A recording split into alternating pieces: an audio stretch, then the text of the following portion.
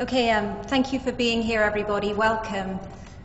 Tonight's lecture is the most recent in the Will Miller Social Justice Lecture Series. And before I introduce our speaker, two members of the Will Miller Social Justice Lecture Series board are going to tell us a little bit about who Will Miller was and what the lecture series is trying to do.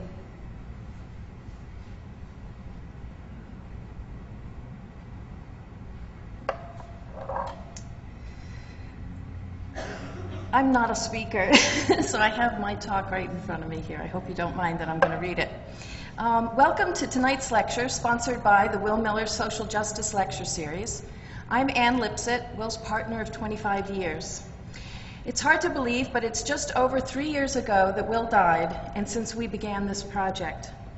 When Will got sick about halfway through his illness, we came up with the lecture series idea, realizing that if he died at that point, we would need to have a plan for where to suggest that people give money, donations in his name. With my parents' support, I began to develop our plan, which eventually became the Will Miller Social Justice Lecture Series.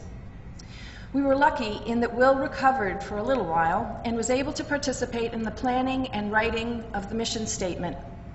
He even got to contribute to the statement which we use today in characterizing him. The first event here on campus was a play, Marx in Soho, by Howard Zinn, and performed by Brian Jones. Will was well enough to be in the audience and was overwhelmed by the standing ovation that he received that night. Will taught at UVM for nearly 36 years in the philosophy department. He was a radical philosophy professor who offered introductory courses in philosophy, introductory courses and more advanced courses such as utopian philosophy of education, and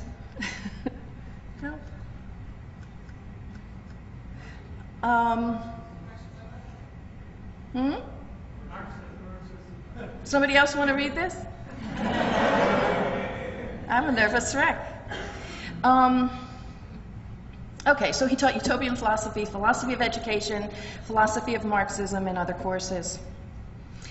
His courses were always filled by registration day, and at the start of each semester, he resolved to stick to these limits. Then, encountering an excess of students in the classroom on the first day, he agreed to accommodate all students who wanted to join the class.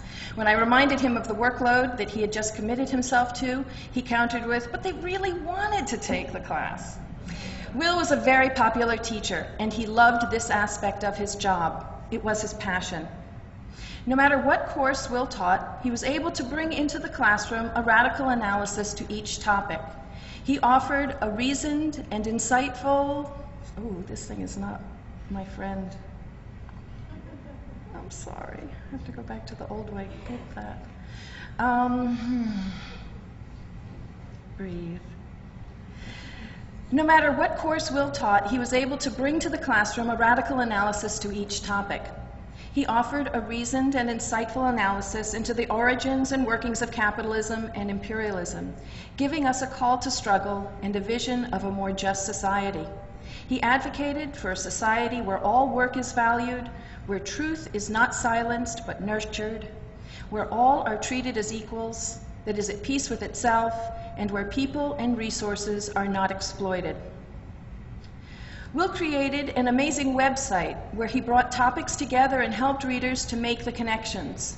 Some of you will probably remember this site. Regrettably, the university took the site down without letting me know within a year of his death. We are still working to get it up and running on our lecture series website. Even though it has not been revised for 3 years, it still contains relevant and historical information that can't be found elsewhere. Check out our website periodically, willmiller.org, to see when it appears. He loved becoming a .org. That was fun. When Will was dying, a friend, Jay, is here in the audience, and I set up a website for people to communicate with him regarding the impact he had had on them. This was an amazing opportunity for Will, and he appreciated every entry that was written. Most of us will never have such an opportunity to hear the feedback, to receive feedback about one's own work. It was remarkable to hear from current and former students, community members, faculty members, and others who had been influenced by Will's vast knowledge, uncompromising left political beliefs, and who had changed their own life paths based on their relationship with him. Whether you met Will on a bus to a national demonstration, during a rally at City Hall or the State House or on public access TV, he had an impact on you. Will's voice was often heard around the state. His intellectual skills and his verbal abilities were awesome and inspiring.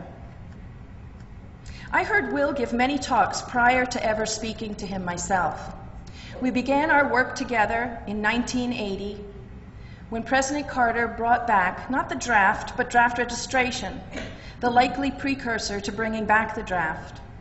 Working on committees brought us together, and after we became a couple, our home became a center for many local, national, and international causes.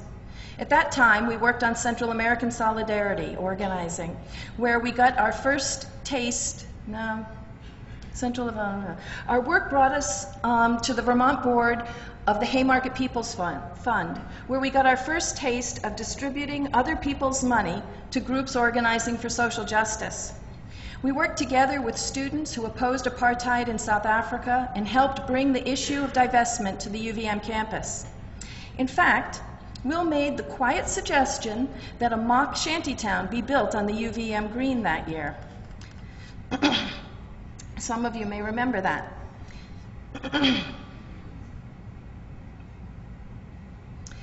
Will created a left chronology of UVM's campus, which you will eventually be able to see on our website. To help you get a glimpse of the variety of struggles that Will worked so ardently to teach us about, I share with you a few of the bumper stickers which graced his vehicles. Many of you might remember his opinionated Toyota, as we frequently called it. I just grabbed, like, there are piles of these things in our house. They'd make a wonderful art exhibit someday.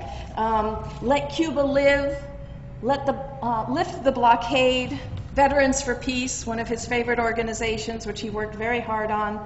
Stop U.S. war on Nicaragua. Better active today than radioactive tomorrow. Fight AIDS, not people with AIDS. These just bring back such memories of all of these. And we really did work on these issues. They weren't just slogans to him. Boycott Coors, save family farms, dump Reagan. I love that one. Didn't work. It's too bad that the people who know how to run the country are busy teaching our schools. This is very early. This is like somebody in their home made this. Stop Reagan's War on the Poor. I remember the rally that we all went to in D.C. I don't know what to share. Capitalism is organized crime. He did really like that one. So I'll stop there with the last one. For those of you who know me, I have a physical disability, which allows me to at times use handicap parking. But even before I became disabled, we both had a conscience around disability issues. But this was literally one of his favorite bumper stickers. That actually was a window sticker. Morally handicapped. I have no compassion for anyone other than myself. Handicap parking spaces are for me. And he had been caught putting that on a car once. Okay. At this event, we are welcoming a new board member, Drew Cameron, who you just got to meet. Drew is active in local and national Iraq Vets Against the War activities. He is an artist, writer, forester, and an editor of the book Warrior Writers. You can learn more about his work and the work that IVAW is doing in our area by talking to him or other members of his organization who will be at that table later on. It is with great sadness that I announce that Mike Cassidy is leaving our board. He is one of our founding board members and an important friend to me. Will and Mike met each other in a class of Will's, I can't remember which one it was, and they became friendly during that time. Eventually, they became very close. Will considered Mike to be one of his best friends and appreciated knowing him both socially and politically. Mike and Will worked tirelessly in the anti-apartheid movement on campus and off. Together, we worked with Mike and others for 13 years on the Green Mountain Fund for Popular Struggle, granting money to groups doing left political organizing around the state. The two of them loved working together on our farm in Westford, and they often found themselves hauling firewood from our woods in the late summer and fall and talking politics. Mike was with me in Will's hospital room on March 31st, 2005, when Will took his last breath and died. He was a great comfort to me in the months immediately following Will's death. Mike is an amazing individual, and he will be greatly missed. And he should know now that he is welcome to come back to the board whenever he should find the time and inclination to do so. To honor Mike, I would like to share with him one of Will's t-shirts from his political t-shirt collection, which is represented on our logo, which hung, and t-shirts hung at his memorial. Sometimes it's easier not to read. At his memorial, we hung maybe 100 of his t-shirts with all different messages around the balcony at the Unitarian Church. So Michael, where are you? Here you are. Come here. I really should have watched this. Will's t-shirt collection is about 7,500 t-shirts, and I went through them this morning and picked one that wasn't as dirty as the rest, first of all, because he wore these whether he was working here at UVM or whether he was working in the around the house. And because you and he did so much work together around apartheid, I thought this would be an appropriate one to give you. Thank you for all of your work.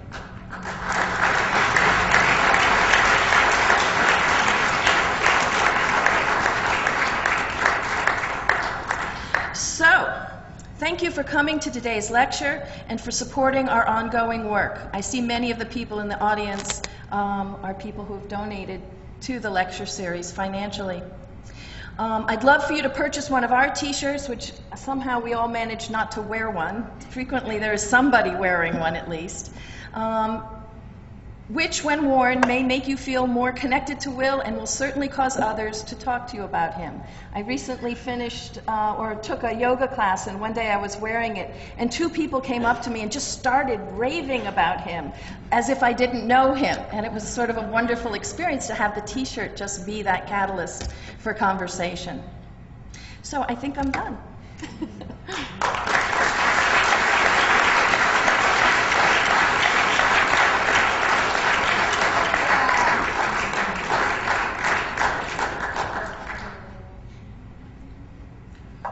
I'm Lou Lipset, and I'm Ann Lipset's father, and father-in-law of the beloved late Will Miller. Welcome to you all. I just want to confess that I'm the one that taught Ann Lipset to read.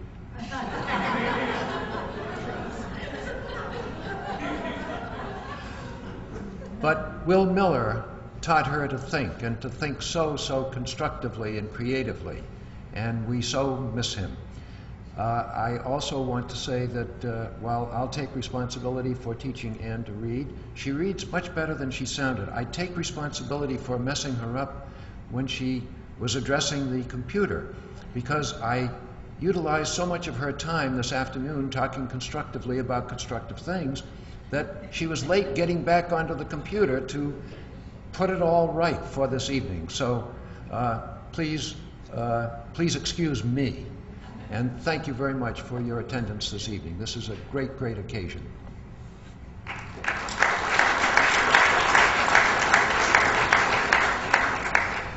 I'm Ann Peterman. I'm also on the board of the Will Miller Lecture Series. I also work with an organization based in Heinsberg called Global Justice Ecology Project.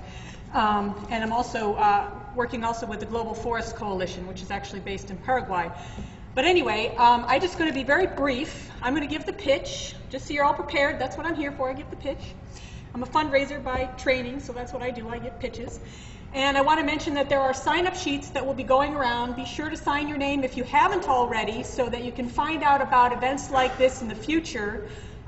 Because we try to do these events twice a year, and we want to make sure that all of you are invited again. So please make sure that you sign up on the list. If you run out of room, because we only have 2 sheets left, go ahead and sign the back.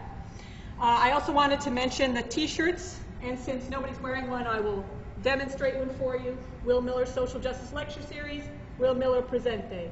So please, if you're interested, they're organic cotton from a cooperative in Nicaragua, so they are completely politically correct. We also have Christian's books on the table over there. If you're interested in those, please also pick those up. Christian will be signing some of them after the event. The reason why you should be supporting the Will Miller Social Justice Lecture Series is because of the uniqueness of the approach of the speakers that we bring here. There are lots and lots of global warming talks going on around Vermont these days. It's a very hot topic, not to be facetious there. And it's an issue that's getting a lot of attention, but we didn't want to just bring another speaker to talk about global warming. We wanted to tie it to all those other issues out there, to imperialism and war. So we looked for a speaker that could do that for us, which is why we're bringing Christian Parenti to speak about this issue tonight. And this is not what you're going to find from every lecture. So that's what makes the Will Miller Lecture Series unique, is being radical. By radical, I mean getting to the root of the problem, trying to root out what's really going on so that we can find a real solution to these problems, and we can find it all together. And the other reason why you should support the lecture series is that the University of Vermont has become very tight-waddish, I guess you could say, with their money. They're making it increasingly difficult to co-sponsor events like this for the different departments and so on. They can't just co-sponsor an event and cut a check to a group like ours to help pay for everything. They don't do that anymore. So because of that, we're having to take more and more expenses on ourselves. So as these lovely cans here go around the room, I would ask you to be very generous. You can put in a check, you can put in cash, we'll even take a credit card. That's fine too. Anti-capitalists should always take a credit card. So anyway, before we get to the introduction for Christian, I just wanted to thank the co-sponsors very quickly, the other co-sponsors of this event who made it happen. The Burlington Peace and Justice Center, Peace Vermont, the Will Miller Green Mountain Veterans for Peace, the Iraq Veterans Against the War, the American Friends Service Committee Vermont chapter, my group, Global Justice Ecology Project, the International Socialist Organization, Students for Peace and Global Justice, the UVM English and Geography departments, and the Green Mountain Forum. Thank you very much, all the co-sponsors.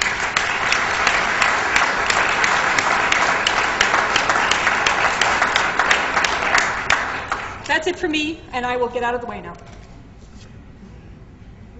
Thank you. So many of you will be familiar with the work of tonight's speaker. A contributing editor for The Nation, Christian Parenti has also published articles in numerous domestic and international publications, including Fortune, In These Times, the International Herald Tribune, Middle East Report, Salon.com, the London Review of Books, and more. He received a PhD in sociology from the London School of Economics in 2000, has been a Soros Senior Justice Fellow and a Ford Foundation Fellow at the CUNY Graduate School Center for Place, Culture and Politics. He's published 3 books, which are all here: The Freedom, Shadows and Hallucinations in Occupied Iraq, The Soft Cage, Surveillance in America from Slavery to the War on Terror, and Lockdown America, Police and Prisons in the Age of Crisis, all of which have been met with a great deal of praise. Of his most recent book, for example, the San Francisco Bay Guardian says, "When historians of tomorrow start writing, they will doubtless have copies of The Freedom close at hand." As is apparent from his writing, in addition to his formal education, Parenti is a student of the world, traveling broadly and experiencing political and social conditions in the Middle East, Africa, and Latin America. Whether discussing the production of chocolate in Ivory Coast, oil in Iraq, or the fate of New Orleans poor post-Katrina, he brings the same combination of rigorous research, critical honesty, and compassion that make his work invaluable for anyone interested in global politics and social justice. He also shows the intimate connections between events so often presented to us as isolated and unrelated. Parenti has also lectured widely on US foreign policy, Latin America, the war in Iraq and Afghanistan, Today's talk, Climate War, the Violent Geography of Global Warming, will draw on his considerable experience as a global reporter to address some of the most pressing questions of our current age. So let's welcome Christian Parenti to Burlington, Vermont.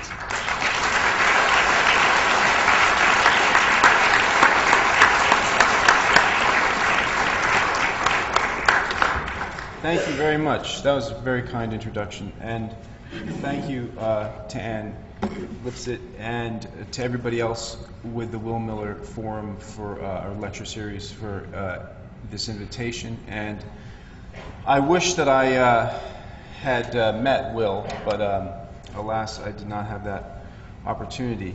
And I would list all the groups who participated in organizing this, but I'm sure I would forget one or two or more. But please know that I really appreciate your work. So tonight I'm not going to talk. Does this? If I turn this screen off, does it matter? Sound guy? Don't touch anything. Right? Yeah. I should know that. What am I thinking? Of course, don't touch the computers. Yeah. Tonight, I'm not going to talk about climate change as the science of climate change so much as I am going to talk about the politics of climate change. And I'll be talking specifically about the political effects on poor economies and weak states. So if adaptation and mitigation are the watchwords in the climate debate, what I'm going to be trying to get at is the political side of what both of those means. That it's not just a matter of new sources of power and building dams along coastlines, that there has to be a fundamental transformation in political and social relations. One, because the current arrangements are creating the problem, but also because social relations are going to undergo profound transformations, I would argue. So really what I want to talk about, and this is based on a book that I'm currently writing, so you guys, this is the first time I've ever really talked about this to a public audience. I'm sort of beta testing these ideas on you, I guess, to use technical terms. I want to look at how climate change affects failed states and causes state failure. So why this term, failed states? This is something of a controversial term, and that's precisely why I want to use it, because over the last 5 years I've traveled to about half of the states that are considered by the Fund for Peace on their Index of Failed States, considered to be some of the most failed states. And the reason I want to use that term is because it's dominated by the right wing, and it's used increasingly in justifying U.S. intervention, imperialism.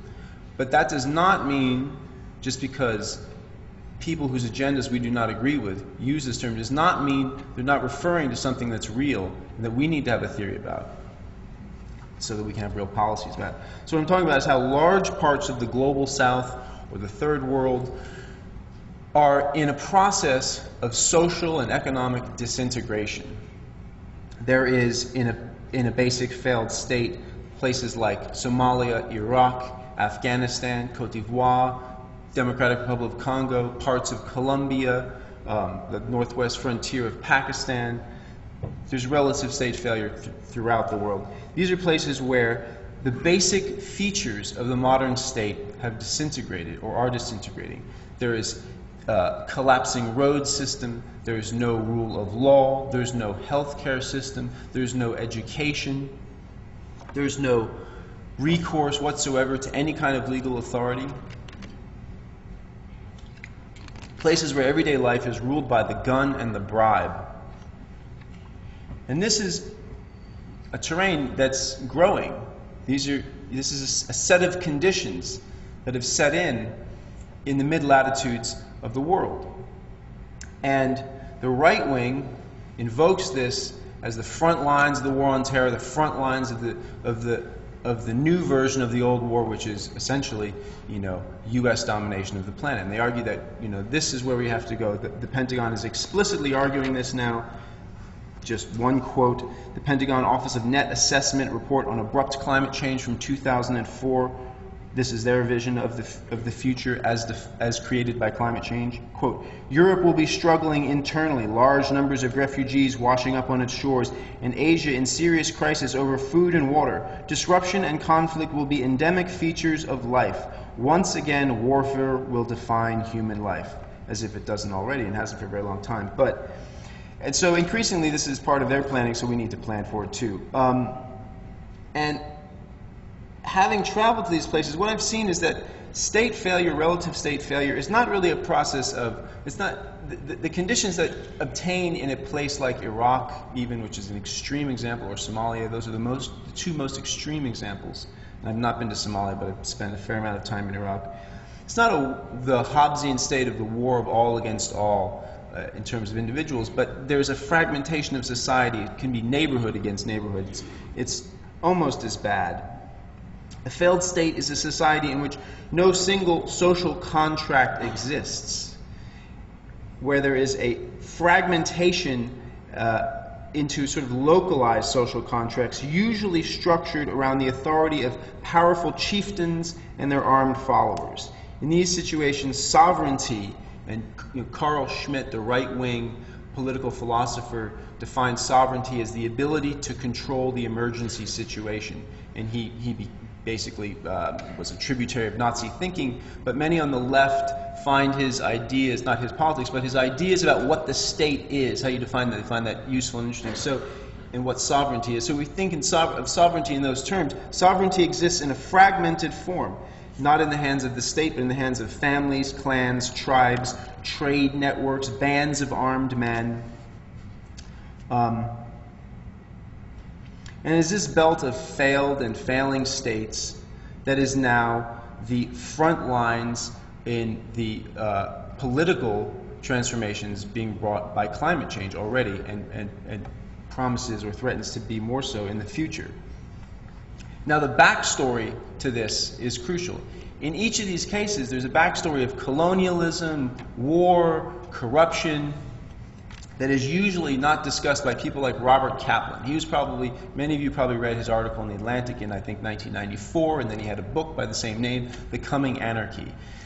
And there's been a cottage industry on the right and sort of center-right by often very talented writers like William Langschwer, I'm mispronouncing his name probably, he writes for, what was it, Esquire, and, or Vanity Fair, invoking the idea that beyond the borders of your country, you know, the barbarians are rising, and you have no choice, if you're grown up and realistic, but to get on board with the program of dominating the rest of the planet militarily. And I want to argue against that. So, and we on the left have generally turned against this terminology because it's used to justify humanitarian intervention. Somalia was the first example of that. That the coming anarchy, as Kaplan defined it, requires more U.S. imperialism, not less. And so people refer to failed states as this kind of semantic trick to justify the same old project of imperialism. But there are this fragmentation of sovereignty is very, very real. And what it means for for everyday life for real people in a situation like that is that there is no possibility whatsoever in a place like the Democratic Republic of Congo, or very little possibility. There are some organizations, very little possibility for progressive politics. In Afghanistan, very, very little. Realistically, if you want to just be honest about what really goes on the ground there, it's very, very hard to achieve any kind of progressive traction in a situation like that. When there's no rule of law, where there's no education, where every single day is a struggle, and people live in constant fear, it opens nothing for the left. So we need to not ignore this. So why are so many states so weak? Why are they so threatened by the droughts and the floods and the erratic weather that is now beginning to kick in from climate change? To put it in other terms, why is it that Australia can weather a horrendous drought without falling apart into war, whereas Kenya falls apart, an election goes bad, and one of the most stable economies and countries in East Africa and all of Africa explodes into internecine, intercommunal warfare. And that requires some history. So I've been thinking about what the standard, of course every country, every situation has its own specific history, but there are some generalizable causes and trends, and I see them in the following, the following terms. But the heart of it is, of course, war, and the role that violence plays in ripping apart the social fabric, the trust that's necessary for any kind of agreement to produce a peaceful society. And in thinking about this, I came across a quote from Rosa Luxemburg from 1916, where she was thinking about World War I. She wrote, quoting Engels, she writes, quote, "Frederick Engels once said, bourgeois society stands at the crossroads, either transition to socialism or regression into barbarism. What does regression into barbarism mean in our lofty European civilization? Until now, we've all probably read and repeated these words thoughtlessly without suspecting their fearsome seriousness. A look around us at this moment shows what the regression of bourgeois society into barbarism means. This world war is a regression into barbarism. The triumph of imperialism leads to the annihilation of civilization." And this is the key part. "At first, this happens sporadically for the duration of a modern war.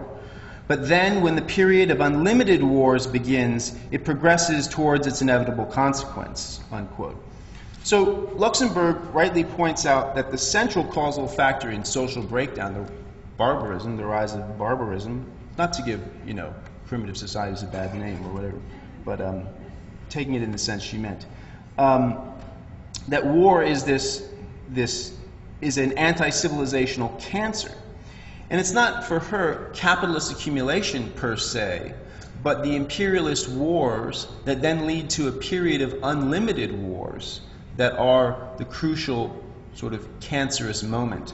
And this, of course, is chilling if you reflect for a minute about the hateful bromides that fall from the mouths of our politicians like Rumsfeld and Cheney, who early on were talking about permanent war, global war on terror. That's Luxemburg, essentially, what she warned against. So more specifically, in looking at the various cases, I'm going to give you a couple sort of case studies that'll be in the book and then from my experience. What I see is that the fundamental causes, there are four sort of primary causes that lead to state failure that are always there and interact differently in different situations, but they're usually there. They then lead to a crisis of relative state collapse that then sets off a set of secondary causes that feed back and then make the problem self-fueling. So the primary causes are the legacy of colonialism. This includes economic underdevelopment, economic distortion around export of primary commodities, the deep wounds of racism frequently, the hardening and use and institutionalization of tribal identities and tribal antagonism left over as a divide and rule strategy, and fundamentally dysfunctional bureaucracies. This is what a lot of states in the global south inherit or have inherited from colonialism. The second key cause is Cold War military interventions. So after independence in Africa and during the Cold War in Latin America and Asia, there's any number of forms of interventions by the West and by the Soviet Union. I think about it primarily in terms of the U.S. role in promoting coup d'etats, political assassinations, proxy wars through Contra forces, and outright invasion. And these have a very serious impact on societies. The third thing is the corruption of local elites. That the governing classes in many third world countries after colonialism, due to Cold War interventions very frequently, for example, in the Congo, Patrice Lumumba is murdered and replaced with Mobutu, who is like the quintessential third world dictator who presides over a situation that leads to essentially the quintessential failed state, which is now the Democratic Republic of Congo. Under Mobutu, it was called Zaire. So the corruption of local elites who further degrade this problematic package that they have inherited and infuse the society with corruption. And then the fourth and final thing is the role of neoliberal political economy, neoliberal economics as promulgated by the Bretton Woods institutions, the World Bank and the IMF, which dovetails neatly with the corruption of local elites. For example, the Congo, the Belgians destroy the place, the slave trade is horrific, the Belgian extraction of rubber and ivory is absolutely abominable in the level of violence it uses and the way it infuses the society with violence. There's an independent struggle. The progressive forces associated with Patrice Lumumba are wiped out. Patrice Lumumba is killed in an assassination that is now shown to be condoned by the CIA and directly involved Belgian authorities and had the nod from Western powers, including the US and France and others, Britain, France and others. So Mobutu comes in and he takes the economy of this country and runs it into the ground, runs up to that enormously, steals the money, builds himself basically a huge Disneyland palace out in the jungle where he can land the Concorde and have French chefs flown in, and lives this wild, crazy lifestyle, and then dies of prostate cancer, and the country is left with these enormous debts. And along the way, before he dies, these enormous debts pile up, and so the Bretton Woods institutions, the IMF and the World Bank, around 1983, step in and say, look, you've got to get your books in order, you've got to have structural adjustments. So cut funding for public health, cut funding for education, sell off any state-owned enterprises, the telephone company, the firm that manages shipping up and down the Congo, privatize all of this, and the economy further disintegrates. And Congo went through 3 structural adjustment programs. So then all of these things together lead to a crisis and collapse and warfare. In the case of the Congo, Rwanda, Uganda intervene, Angola intervenes. The remnants of an old guerrilla force that had fought against Mobutu and Che Guevara had gone and spent a year, his famous lost year in the Congo with this guerrilla force under the control of Laurent Kabila. They come back now as the proxy forces of Rwanda and Uganda, but Laurent Kabila has since been stripped of his any sort of progressive politics. And even at the time when Che was with him, his book, Che's diary from that year, makes for sobering reading. So you have now a failed state. Laurent Kabila is assassinated and his son takes over. And the Congo is a mess in every sense of the word. So once a state goes into collapse, then there are 3 secondary problems or dynamics that usually kick in. And they are the criminalization of the economy. So you get the rise of narcotics, mass corruption. Where like the level of corruption in the Congo or in Afghanistan is such that government departments have to bribe each other just to get basic paperwork done. Everyone is in this fight for survival, so nothing really functions. You have the rise of conflict resources, so like conflict diamonds, conflict timber, sort of illegally extracted resources that are laundered into the mainstream economy, the money of which is then used to fuel frequently either organized crime that relies on violence or actual wars. And I just wrote a piece for Fortune, of all places, believe it or not, about blood chocolate, about how this is also the case with the production of chocolate in the Ivory Coast. So there's a criminalization of the economy. There's also the rise of ethnic conflict, violent ethnic conflict, and the rise of religious millenarianism within politics in lieu of any kind of rational political thought. You get this sort of frequently quite crazy religious thought. And so then these 3 things together can get to the point where they just perpetuate the problem. So to switch to the example of Afghanistan, that's the situation now in Afghanistan, is that the economy is essentially about producing heroin. And stealing whatever aid comes in. The elites steal the aid, and there's no effort at real development. The political ideology is about ethnic and religious antagonism. It's really, in Afghanistan, it's about ethnic antagonism masquerading as religious fights. And at this point, it's sort of a self-fueling process that could easily spread to other places. And this new social form, the failed state, has at its top the warlord class, who accumulate wealth, but frequently don't do it quite in the way capitalists do it.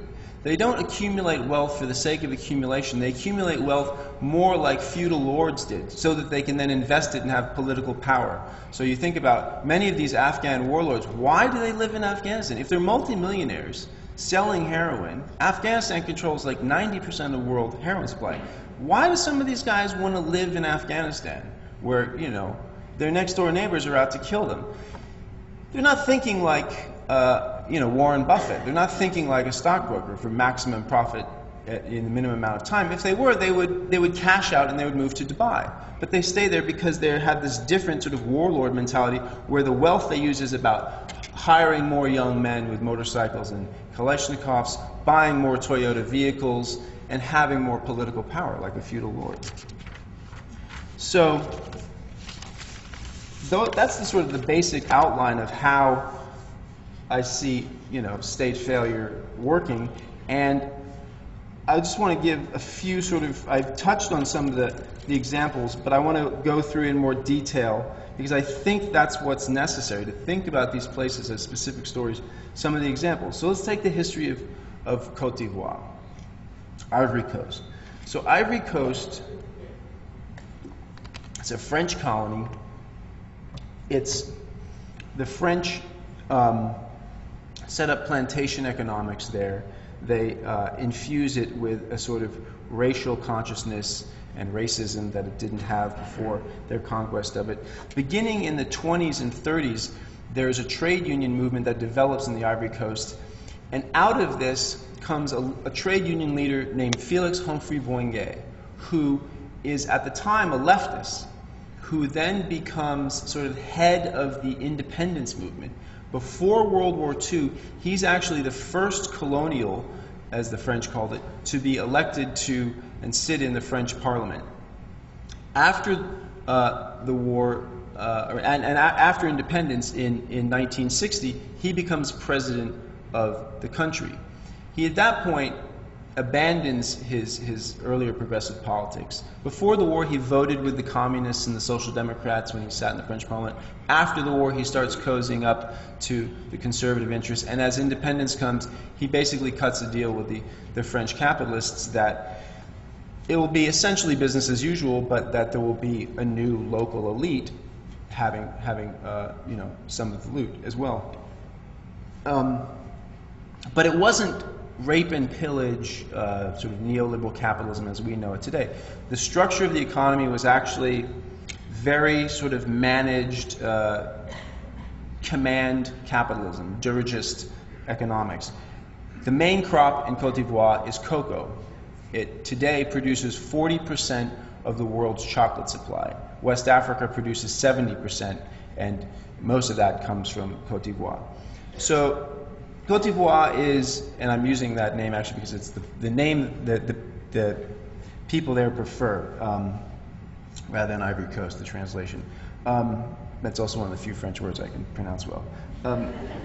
So Côte d'Ivoire is very fertile, but actually quite underpopulated.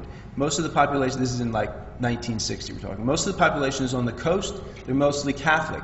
So Houphouët-Boigny invites in immigrants from Mali and Burkina Faso, where the land is not as fertile, more dry. It's the Sahel, sort of the coast of the Sahara Desert begins there. That's what the Sahel means. It means the coast. And these people are invited in to come and be settlers and grow cocoa and feed into this state-managed export economy where those prices are set, there's subsidies for fertilizer. None of these farmers are going to get rich, but they're to some extent buffered from the boom and bust cycles that always define all markets, but particularly agricultural markets. So thousands, hundreds of thousands of these Muslim immigrants from the north come into Ivory Coast, and they're called allogene, is the kind of the generic term in Ivory Coast for them. Everything is fine for many years, but Houphouët-Boigny suffers from a type of megalomania that many, political leaders do, and he borrows money He squanders the income of his country. He builds the largest basilica in the world out in the middle of the country, and he leaves Côte d'Ivoire with huge debts. So beginning in the early 1990s, the IMF and World Bank step in and they say, look, you got to pay your debts. Your books are not in order. You need to leave behind this old-fashioned mixed economic model you're using, this sort of Keynesian model of development. You need to remove the state from the cocoa sector. And the core institution in the cocoa sector was called CASTAB. It was like this buying board. In between the international exporters, like Nestle and Hershey, and the small farmers, there stood this state corporation, CASTAB, that would buy all of the cocoa at a set price, and then it could negotiate with world markets because it could withhold, as a unified entity, all of this cocoa from the transnational corporations. So you got to get rid of that. You have to let the market set the prices. You can't subsidize fertilizer. You can't play around. So they remove CASTAB. And lo and behold, prices start going haywire. There's poverty. There's economic crisis. And starting in the late 1990s, and along with removing CASTAB, there's radical cuts in public education. Teachers' salaries are slashed by a third. Health care is eliminated. The roads aren't getting paved as much. And people suddenly feel this shock of very, very precipitous decline in their standard of living. A few hotheads in Abidjan, the capital, in the late 90s, start preaching this ideology that they call Ivorité, which is this nationalist Catholic Ivorian xenophobia against the Allogene, the Muslims from Burkina Faso and Mali. And they start saying, the problem here is that these foreigners have come in and ruined the situation, not that it's the workings of imperialism and the legacy of a corrupt president. And there's sporadic violence beginning in 99, and then by 2002, full-blown civil war erupts. And what was considered for a long time one of the more prosperous and stable countries in West Africa falls into an ethnic civil war. And from the outside, people would say sometimes, well, it's ethnic, or oh, it's religious, because the rebels in the north are Muslim, and in the south they're Catholic. But really what it was the culmination of these four kind of forces: the deep wounds of colonialism. In this case, there wasn't really Cold War intervention, there were no coups d'etats or whatever, but the corruption of local elites, and then the harsh medicine of the Bretton Woods institutions. So this war rages until 2004. It's finally settled down, and now, into this very volatile situation, and you have, at this point, the state collapse, it reconfigures, but the economy is run by organized crime networks. The farmers live at the end of these roads where, to get their cocoa out of the fields, they have to pay enormous bribes at roadblocks, whether these freelance militias or military soldiers who are so poorly paid that they have to shake down whoever's coming down the road for bribes. Much of the income that could potentially be state revenue for rebuilding the school system or rebuilding the roads or making the economy function somehow goes into funding these armed groups that at first were fighting a war, but now are increasingly just basically chocolate gangsters in there to make money off of the cocoa farmers. And you've got this entrenched ethnic hatred, which also overlaps to some extent with this religious thing that at times elements in the U.S. planning system try to fit this into the war on terror, and see the Force Nouvelle in the north, who are the Muslim rebels, as linked to Al Qaeda, which they're not. They have nothing to do with that. It's nothing like that at all. So so into this situation, what do we have now? Well, we have climate change hitting. You've got flash floods in Burkina Faso after years and years of drought, pressing more people from Burkina Faso down into Côte d'Ivoire to try and find work because it's more fertile in Côte d'Ivoire. There's, at the same time, erratic rains. Rains are coming during the harvest. When I was there in October, there's not supposed to be rains. As many of you know, people who farm live, one breath away from one month of rain at the wrong time, away from total penury and starvation. And that's the situation. In Cote d'Ivoire, it cannot rain during October, because that's when you harvest the cocoa, and then you spread it out, and it has to dry. And if there's even a few days where that goes wrong, there's total poverty. So that's what's starting to happen. There's this disease called black mold setting in because of the rain, the droughts and flash floods in the north pressing people down, less and less income due to black pod. And what is the approach of the West? What does the U.S. government do? Is there a recognition that, okay, along with there being the problem of having to move away from fossil fuels to mitigate the problem of runaway climate change and adapt to the new geography of this, there has to be some sort of political mitigation and adaptation, that the social relations have to change. No, what happens is there's a struggle, very minimal demands to increase the wages so that children are not enslaved in the cocoa fields, to increase the wages. This is proposed by Tom Harkin and Elliot Engel, Senator Harkin and Congressman Engel from New York. The chocolate industry pushes back aggressively, and they meet on this compromise, the Harkin-Engel Protocol, which is a self-policing scam whereby the chocolate industry pledges to do the right thing and invest in the infrastructure and essentially, long story short, undo all the damage done by the history of imperialism and colonialism there. And instead, they do nothing because it's a self-policing agreement. And this is championed by even some NGOs like Kevin Beale's Free the Slaves. I heard him saying that this is the model for how corporations need to be held responsible in the third world. And it's a total failure. So what we need, of course, is the political power to enforce a different set of arrangements, to pass laws that control the behavior of foreign corporations, that punish them for engaging with corrupt bandit organizations and using the crisis in these places to get cheaper and cheaper resources, be that timber from the Democratic Republic of Congo or chocolate from Cote d'Ivoire or whatever. But we also need to have well thought out plans, not just moral positions and declamations of their wrongdoings, but we actually have to have, and I don't yet have any sort of great program of the green development future to lay out for you, but I will have some of it in the book. But we do need to think about what those plans will be. It's important to remember how in the Great Depression, when Roosevelt came in, he didn't just make up the New Deal off the spur of the cuff. They were going back, they were pulling experiments in economic regulation that went back, pulling these plans off the shelf from like the 1890s, how they dealt with railroad monopolies. So we need to come up with new plans for these situations. So I could give you other examples, but I don't know. I've told you a bit about Congo. I mean, maybe just like the brief story on Afghanistan. You've got these four basic causes: colonialism, Cold War intervention, corrupt local elites, neoliberalism.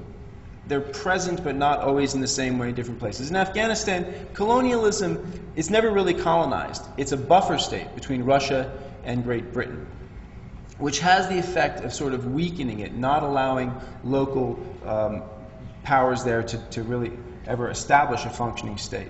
But that's not the primary cause. It doesn't compare to, say, the role of the deep wounds of colonialism left in Africa. But it, as a buffer state, the role it plays in the Cold War means that there's tremendous violence funded by both sides, the USSR and the US, throughout the, really actually begins in the 70s, through the 80s into the 90s. And in the interest of weakening the USSR, the US spends $4 billion, gets the Saudis to match with $4 billion to fund anti-Soviet rebels called the Mujahideen, who eventually are victorious and then set to war among themselves and totally destroy the country. The reason the Soviet Union originally went into Afghanistan was because it was a Muslim state that bordered on several Soviet republics that were heavily Muslim, and into the late 30s, the Red Army was fighting Basmachi guerrillas, basically proto-Mujahideen guerrillas in Tajikistan, Uzbekistan. So the Soviets were very worried that if Afghanistan wasn't stabilized, there would always be this instability in their soft underbelly. So from the Soviets actually begin very close relations with the constitutional monarchy in Afghanistan in the 20s. After the war, in the early 50s, Afghanistan becomes one of the top 4 recipients of Soviet aid and stays that way into the 1980s. And it's not a socialist country, it's a constitutional monarchy. Until, interestingly, a drought hits, which probably had nothing to do with climate change, or maybe it did, in 70 to 71. And millions of people die, and there's a coup d'etat against the king by his prime minister, Daoud, who then becomes president. And he's a sort of developmental nationalist, and he brings in the 2 factions of the Communist Party that have been developing at Kabul University, the Parcham and the Khalq, who are, though they're both communists, actually hate each other. He brings them into the government, and also some of the Islamist parties that later become the Mujahideen. After 5 years of trying to manage these contradictions, there is a coup d'etat by the Khalq faction of the Communist Party, which was sort of Maoist, you could say. The Soviet Union did not actually support that coup d'etat. They had recommended that the Communist Party work with Daoud. But once the coup happened and Daoud and his whole family had been murdered, the Soviets were like, well, you know, this is like one of the top 4 recipients of Soviet aid. I mean, we've like invested so much in this country, we can't let it fall apart. We got to back these guys. So then the Parcham and the Khalq immediately go to war against each other. And for 1 year, they spend a lot of their time having shootouts in the palace and purging each other. So the situation in the country disintegrates rapidly. And after a year in power, there's a rumor that they're going to purge Islamist officers from the military, and there's a rebellion in Herat, which is a city in western Afghanistan where there's a huge Soviet air base. The Afghan government and their Soviet advisors panic, overreact. They bomb the rebels, they bomb part of the city. Hundreds of Soviet advisors are murdered. From that, this happens in April '79, from that spreads a rebellion counterclockwise around Afghanistan. Units of the Afghan military falling apart, regions falling into warfare and banditry. At the same time, the Carter administration sees this, and they decide to start fomenting the rebellion and funding the rebels. By around late September of '79, some of the last units of the Afghan army had totally fallen apart in Jalalabad, and the Soviets begin to realize that they're going to have to go in themselves. And they're not doing this like, yeah, this will be great, we'll have a warm weather port, this whole, myth about what their land grab towards Pakistan. It was actually, they were quite worried about how they were going to win in Afghanistan. Nothing about the country's tribes, its like martial history, its intense religiosity, its xenophobia towards foreigners of any type, particularly armed foreigners who don't share their religion. None of this appealed to them. But they went in December, they overthrew one faction of the Communist Party, put in another, tried to shore the whole thing up. It's a complete disaster. It was doomed from the beginning. Their methods are as brutal as the locals had been. And so you get this current situation. The Mujahideen finally win in the early 90s. They set upon each other. The society falls into abysmal violence. Half of Kabul is destroyed. While we're all watching about Sarajevo, which was a horrible situation, Kabul is barely making the news, where hundreds of people were being killed in that war every week. And out of that total insanity come the Taliban, who start as a kind of Robin Hood movement in the south. They're just like, enough is enough. And the myth, which has some basis in reality, is that Mullah Omar, that some Mujahideen local commander has raped some girl, and he's like raping everybody's daughters and just being a total thug. And some village elders go to Mullah Omar, who at that point is in his 20s, and says, look, will you please do something to stop this? So he rounds up a posse of young men, and they find this guy, and they hang him from the barrel of a tank. And they start with this sort of law and order program, killing and shutting down this stuff. And then the the Pakistani intelligence and the Pakistani trucking mafia start seeing that, wait a minute, here's this force that can actually secure some of these roads that we need to use to get into Central Asia. Let's give them some money. Let's see what happens. So they start getting Pakistani support, and eventually they take over most of Afghanistan. Osama bin Laden, as you all know, was brought in by the United States, not by the United States, but with the blessing of the United States during the 1980s, during the anti-Soviet jihad. He leaves Afghanistan in the mid-90s. He returns in the late 90s after he's run out of Sudan, and he finds sanctuary with the Taliban. And the rest is history, 9/11 and the US invasion. So in that example, you see the deep wounds of colonialism aren't that important. Cold War violence, all important. The corruption of local elites, very important, because you get this warlord class that for whom society is war. And actually, the role of the IMF, World Bank, not that crucial. Anyway, that's another case study. I could go on and on with unpacking these things. And likewise, as in the example of Côte d'Ivoire, by the late 90s and this decade, you begin to see this other final, very, very serious fuel to the war, to the social breakdown, and that is climate change. Afghanistan is just now coming out of an 8-year drought that will take 5 years of normal snowfall for the water table to go back to normal. During the drought, people are losing their land, they're going hungry, and they're turning to poppy. Because why would you grow raisins, which are essentially worthless, when you can grow poppy, and you know that for the same amount of resources you can get so much more money? So the entire economy becomes a poppy economy, and the whole politics of the region, of the country, are now caught up in weapons trafficking, drugs trafficking. I mean, this goes to the highest levels of the Afghan government. Hamid Karzai's brother, Wali Karzai, huge landlord in Kandahar. You can go where you or I couldn't go now because the area is totally controlled by the Taliban, and you would be kidnapped and murdered, as my friend and translator Ajmal Naqshbandi was. Exactly a year ago today, he was killed by the Taliban. But when you could go down there, you could go and you'd see Wali Karzai's land. It's covered with poppies. So to the highest levels, even the Karzai family. So this is a situation that the right is going to use to justify the next wave of imperialism that we have to oppose. And I think part of it is by remembering the role of U.S. military intervention in creating these problems. And so therefore, it's certainly not part of the solution.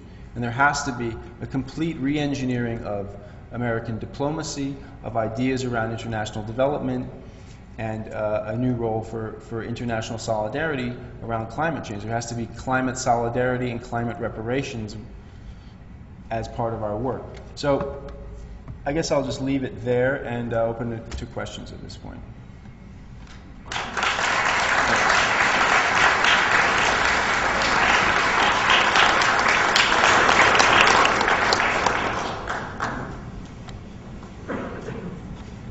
Any questions?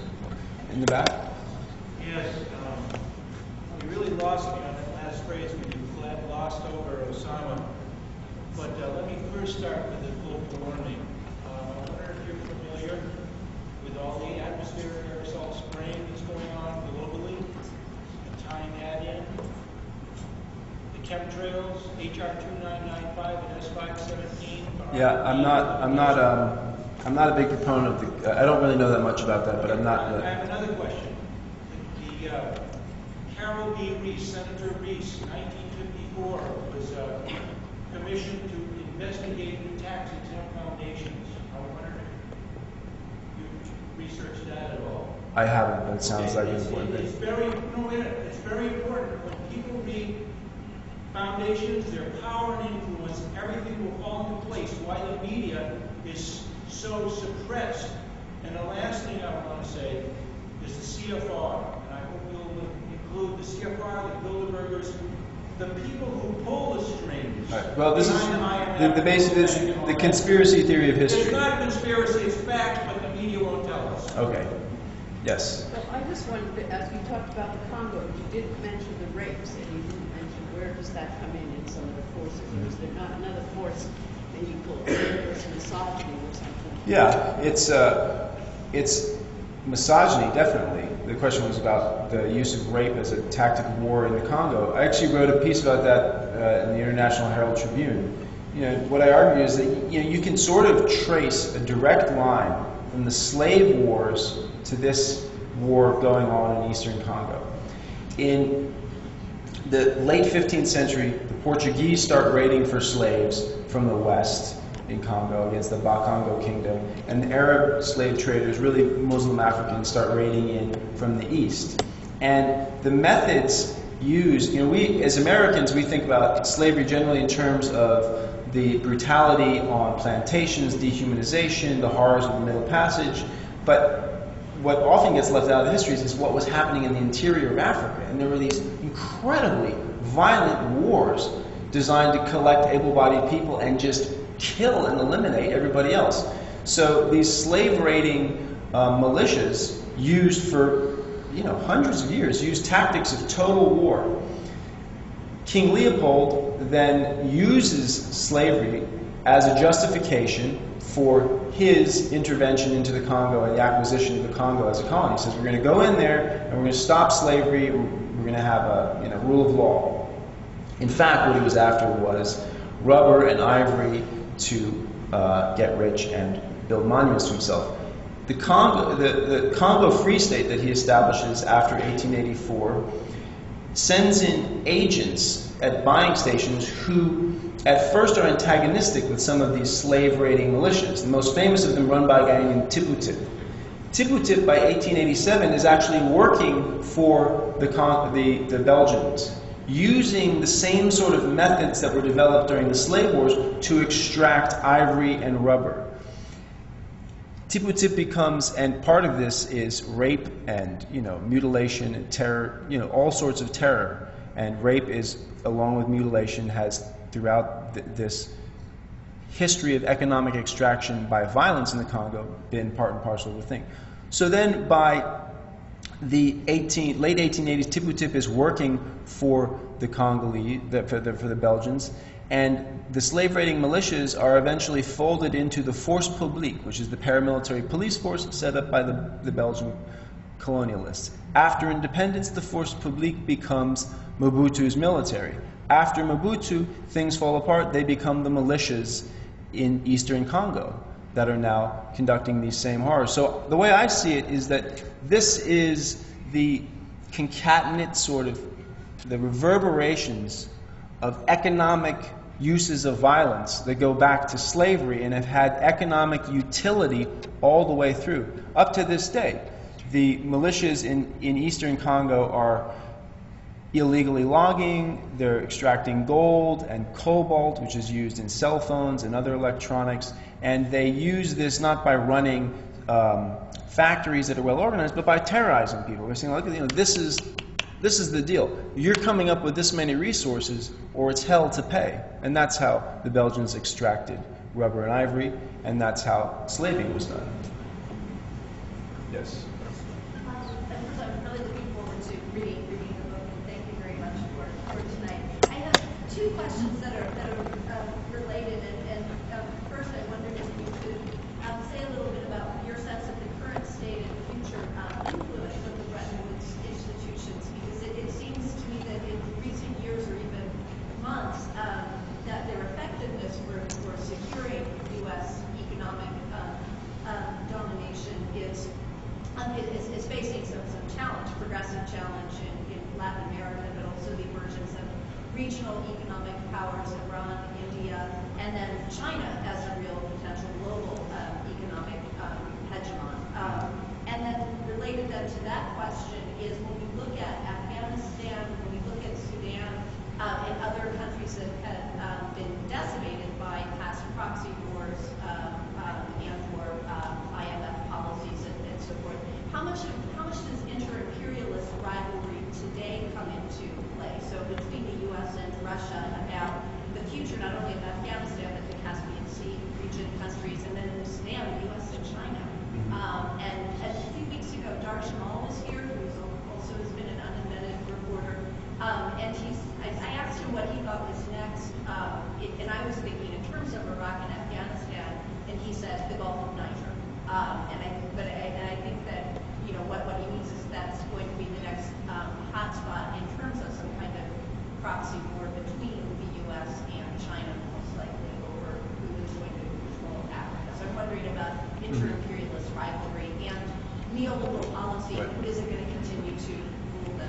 Well, it's hard to predict the future, but you know your two questions are very rightly linked. You know, the waning power of the IMF in particular was just sold. What was it, $20 billion worth of gold yesterday because it's losing its grip. You know, it's been kicked out of Bolivia, been kicked out of Argentina, kicked out of Venezuela. And the World Bank still has tremendous power, but it's facing very serious competition from China. The World Bank was the single largest lender to Congo, for example, and had built up this $4 billion line of credit since the 80s. And the Chinese came in one fell swoop last autumn and said, okay, we're gonna open a $4 billion line of credit with you, and we're gonna actually build roads and railroads, and we're gonna dredge the river, and we're gonna develop the economy for you. So that's at one level direct affront to the hegemony of kind of the Western economic interests. How that's going to play out, I don't know. It's very interesting. I mean, one response is that the U.S. is setting up AFRICOM. You know, they've broken out military responsibility for training, planning, infiltration, etc. For the region, for the continent of Africa, from out of the European command to set up its own command.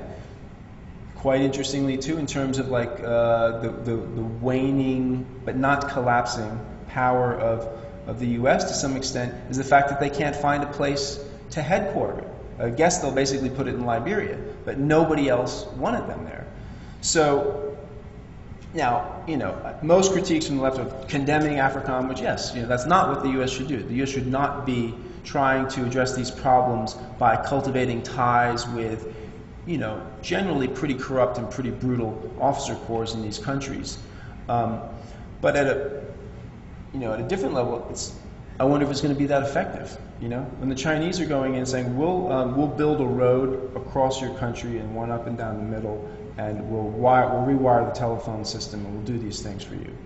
What ultimately has more sway? A couple of special forces guys whispering in the ears of the officer corps, or real investment from the Chinese? So how that inter-imperialist rivalry will play out is hard to say, but it is definitely central to the way the United States planning elites see the world. The Project on a New American Century, which is now disbanded, which was essentially the Bush foreign policy team in waiting, published, an open letter. They weren't hiding anything. The letter to Clinton in 1997 about rebuilding America's defenses, in which they described the world as they saw it. And they said, the main issue is China. China is on the rise, and you have to have a military strategy for containing and controlling China. And this was very clearly, this part wasn't so explicit, linked to imposing U.S. control over Middle Eastern oil. Because China is, growing at 10% a year, and is basically, building coal power plants as fast as it can, buying as much foreign oil as it can, just to keep up with its own growth, and is much more heavily dependent on foreign Caspian and Middle Eastern oil than the U.S. is. So to be able to situate American military power as the petroleum gendarme that guarantees the free flow of oil for that region would give the United States tremendous indirect but important leverage in all sorts of realms in the future vis-a-vis China and India. And I think that was the logic that drove them into Iraq, along with the kind of pillage economics of hey, yeah, let's get whatever contracts we can, and along with the geostrategic control of oil, if we can just own the oil and sell it, that would be great too. But all of that, I think, has come crumbling down. I don't see the role of the U.S. in Iraq as working out for U.S. imperialism. I think it's a pretty serious crisis, and I don't know how that's going to play out, because it's, the Democrats seem to have essentially committed themselves to stay in some form, and they're going to draw down troops a little bit in Iraq, but keep a a force to protect U.S. facilities there, which will be a major force. And then Obama's promising that he'll, go out through Afghanistan the same way they went in, by redeploying 7,000 troops to Afghanistan. And Afghanistan is as hopeless a war as Iraq. So I don't know. In the back. Hearing you correctly in the back, you talk very clearly about the strategic interests of the colonial world. We look to history and understand. Today, we call it by another name, the strategic interests of the global corporations. And thereby, if there is strategic interest of global corporations, are those interests really above nations? Not so much America versus China anymore, or Russia. But economic climate tells us there's a little shock doctrine. Okay, the Friedman economics have been established through all countries, including Russia. So maybe there's strategic interest in corporations that are above those of our nations. Do you think that that's the trend that we're going in? Do you think that's the reality that we're facing? No, I think that, transnational corporations like to be free of states when states seek to fetter them and tax them and regulate them and get in their way, but that they're very dependent on states in other ways.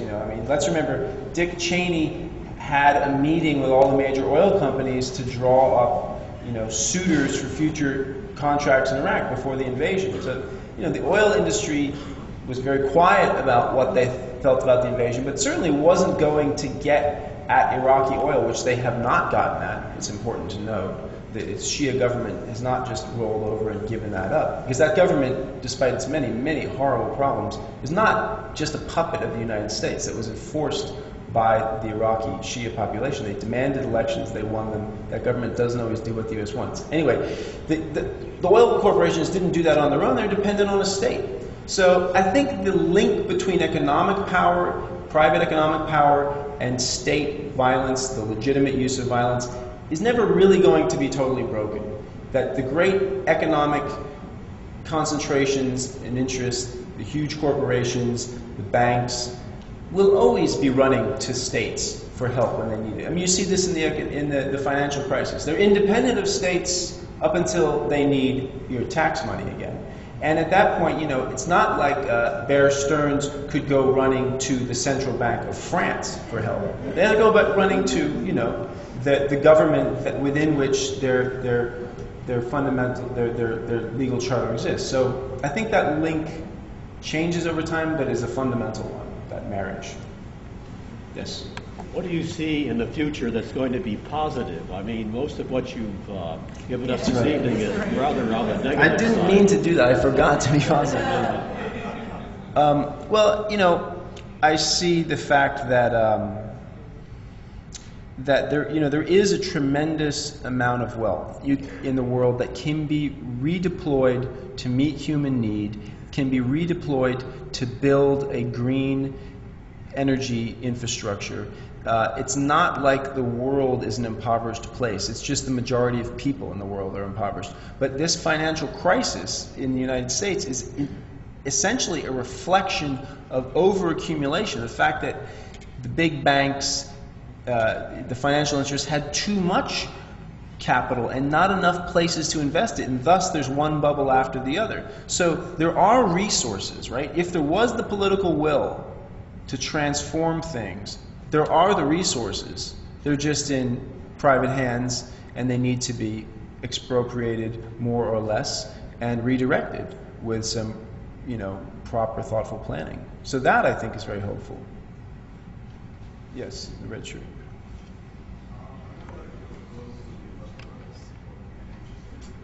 I couldn't quite hear what you said.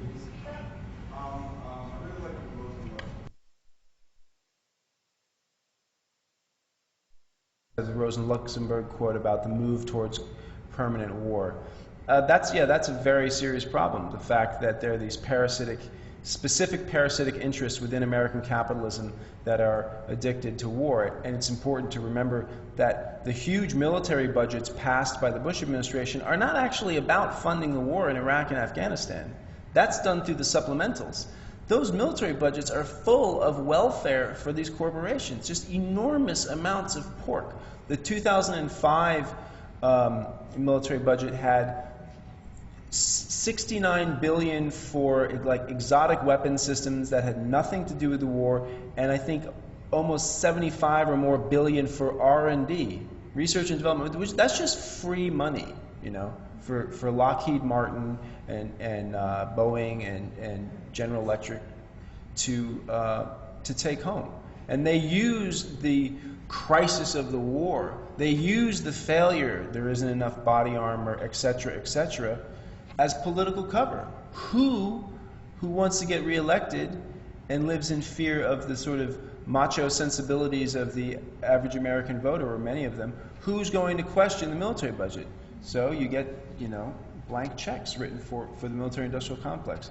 And that becomes a self-perpetuating lobby that, you know, does not necessarily share even the same agenda as the brokerage houses that are taking a hit on the financial crisis right now, or any other faction of capital. And it's a very dangerous faction within capital that is definitely pulling society, you know, over the edge. Yes. Okay, one or two more questions. Going back to Rosa Luxemburg again. So her alternative to socialism versus barbarism, of course, was the progressive force of the international working class. And she was looking down the barrel of World War I, the term imperialism war. And it was the working class that had the power to stop it. She was one of the few socialist leaders in Germany who opposed Germany's entrance into the First World War. There was a workers' revolution in Russia, which pulled Russia out of the war. In Germany, the military disintegrated, and there was almost a workers' revolution there as well. So going to Iraq, thinking of Rosa Luxemburg's progressive alternative, the Iraqi working class, historically in the 20th century, was one of the most well-organized and largest working classes in the Middle East, and was the source of many of the progressive changes that we saw in Iraq. And it seems like it is the alternative to the sectarian violence and ethnic conflict that is unfolding in Iraq now. And the tragedy of it has been that through imperialist intervention in the 1990s, the sanctions carried out by both parties has meant the destruction of the Iraqi economy with deindustrialization, 70–80% unemployment, which has continued after the occupation, after the last invasion, which means that except for a few pockets like the oil workers, they're not really there to pose that progressive alternative, which I'll leave that open-ended at that point, but it seems to point all the more. There also the economy. Self-determination. What was that? Self-determination for Iraq opposing this kind of imperialist intervention that has decimated the economy is key to the progressive alternative that we want. Well, one thing I'd say about the Iraqi working class is that when I first went to Iraq in 2003, I went precisely to look at this issue. I proposed a story on this, and sadly I found that the Iraqi working class had been, you know, pretty thoroughly decimated by a number of forces, including the, you know, corrupt local leadership. Saddam Hussein killed thousands and thousands of communists and then co-opted the ideas and symbolism of the left. So by the time that his regime fell to the U.S., these sectarian parties really had free reign among a lot of people, because the left had been, one, destroyed, and two, sort of failed and just been driven out. And I found, you know, that there wasn't much working class organization, and that there was really no secular left. And I was disappointed, and I wish that wasn't the case, but there really was no secular left. The Communist Party was reduced to collaborating with the U.S. Occupation. There's a very valiant, small Marxist party that has a great analysis of the situation, but it has no real traction, to be perfectly honest. It has no traction with the people of Iraq. And this is precisely why, I mean, appreciate your comments because it kind of ties back to the original point. It's precisely why there has to be some sort of left thinking about failed states. What failed states do is they strip away the very groundwork necessary for the kind of politics you're discussing. They destroy the social fabric upon which progressive politics rest. There is no such thing as a working class movement if there's no such thing as a working class, because there's no such thing as an economy. So you had a question. I really appreciate your analysis and in-depth view on a lot of these things, the analysis of politics, imperialism. But I think you've only briefly hinted at the coming, I don't know if I want to use the word destruction, but huge displacement, pain, suffering that's going to happen just due to the changes in climate. And I think those, in Afghanistan, when you saw chaos, you saw people welcoming the Taliban. And could you just comment on, and you did hint that you expect to see upheaval in the climate, and that's going to have huge impacts. How do you think that's going to affect your analysis of politics, imperialism, how all these things are coming together? Well, it will be, jet fuel to the fire. I mean, if war and corruption set up this crisis, then, the displacement of millions of people will lead to potentially genocidal upheaval. I mean, one thing I'm researching in the book is India. You look at the Naxalite rebellion is spreading in the same areas, the eastern side of where the worst drought regions are. Never mind, once sea levels rise in Bangladesh, and millions of impoverished, desperate Muslims push into Hindu areas, that will make the violence that marked partition in 48, look like child's play. So, maybe I, to some extent, avoid it because I didn't want to be so negative. But yeah, it's really, really, it's horrific to think about. And that's why there has to be technological mitigation and adaptation, but also social mitigation and adaptation. There has to be, some sort of planning and recognition about these kinds of dislocations that are going to happen. Otherwise, if there isn't some sort of progressive policy to anticipate this and put human need and relocation at the forefront, there will be widespread war that expresses itself as ethnic violence, religious violence, but it will really be climate change expressing itself through these old forms. So that's the last question. I can talk to some of you afterwards, but my manager said no. Thank you very much for coming out.